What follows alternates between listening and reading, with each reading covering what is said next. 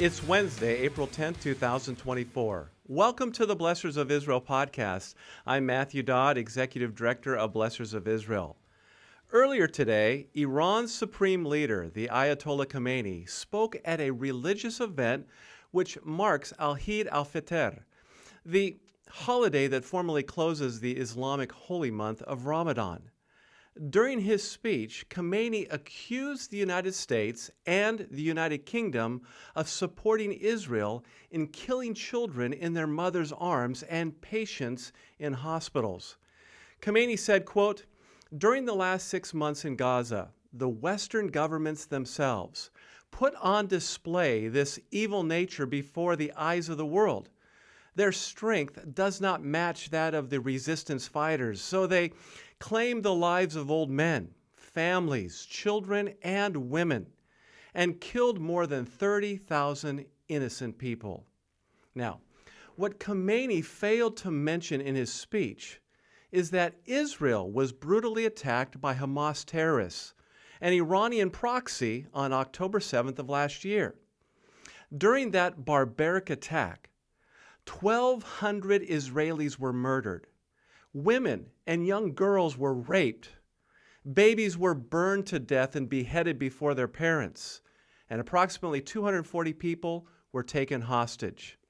Now, what Khamenei also conveniently failed to mention is that the number of Palestinian casualties includes Hamas terrorists, and that Israel's ability to limit civilian casualties during its urban warfare campaign against Hamas is without peer in the history of modern warfare. Lastly, what Khamenei failed to mention is that Israel did not start the war with Hamas. Hamas did. And ever since, Israel has been trying to remove this existential threat from its border with Gaza, because Hamas, like Iran, is committed to the destruction of Israel and the extermination of the Jews. But Khamenei's comments didn't end there. Next, he threatened Israel, promising Israel, quote, "must be punished, and it shall be," for allegedly attacking an Iranian consulate building in Syria on April 1st, which left 2 Iranian generals and 5 officers dead. Khamenei said, quote, "Israel attacked the Iranian consulate in Damascus. Consulates are part of the countries to which they're affiliated. Thus, the attack was launched against our own country. Israel will pay for the mistake it made."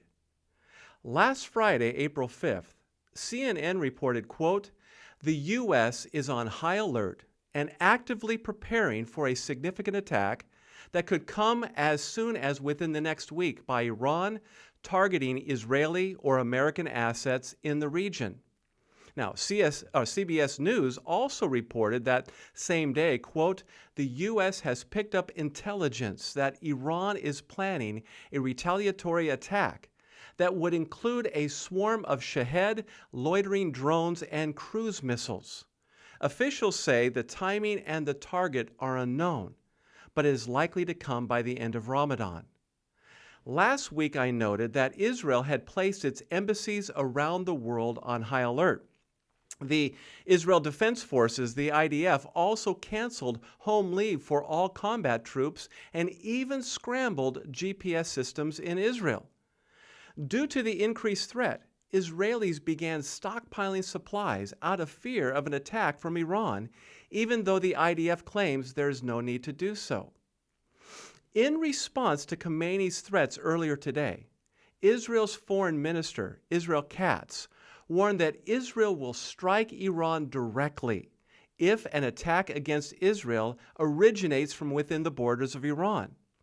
Katz posted his response to Khamenei in Persian on his X account and tagged Khamenei's official X account as well, saying, quote, "Should Iran attack from its territory, Israel will respond and attack inside Iran." Now, what would Israel target if Iran launched an attack against Israel from within its borders? Yesterday, the Times of Israel cited an anonymous Western security official who noted, quote, "Israel has been conducting Air Force drills in recent days, that include preparing to target Iranian nuclear facilities and other key infrastructure should the Islamic Republic retaliate for the Damascus strike by attacking from its own territory, close quote. The U.S. and Israel have repeatedly voiced concerns about Iran's nuclear program. And my friends, those concerns reached a new level today after it was reported that, quote, Iran has greatly increased activity at the Fordow nuclear facility, moving it closer than ever to the production of nuclear weapons. Officials said, quote, that Iran has enough highly enriched uranium now to create enough fuel for 3 nuclear bombs in as little as a few days to a few weeks. The creation of a crude bomb could take up to 6 months, while producing a warhead capable of being fitted on a missile could take up to 2 years. Question: why are these developments important when it comes to understanding the events of the latter days? Answer: the prophetic stage is being set for the return of Jesus Christ at the end of the Great Tribulation. One event that we talk about here at Blessors of Israel, one event that will precede the Great Tribulation, is the battle of Gog and Magog, according to Ezekiel 38 and 39. During the battle of Gog and Magog, there will be an alliance of nations against Israel. And according to the book of Ezekiel, Persia, which is modern-day Iran, will be part of an alliance that will attack Israel in the latter years. This is found in Ezekiel 38, verses 5 and 8. These nations will devise an evil plan against Israel, and with overwhelming force come like a storm, like a cloud covering the land. But in response to this great opposition, God will come to Israel's rescue and pour out his blazing wrath upon her foes in order to deliver Israel from certain destruction through a series of cataclysmic judgments. This divine deliverance will be in keeping with God's promise to Abraham when he said in Genesis 12, verse 3, I will bless those who bless you, and the one who curses you, I will curse. So it appears that the stage is being set for the events prophesied by the prophet Ezekiel 2,600 years ago. And through it all, God will reveal himself to Israel and the many nations so that they will know that he alone is Lord. Will you please join me in praying for Israel and her people during this critical time?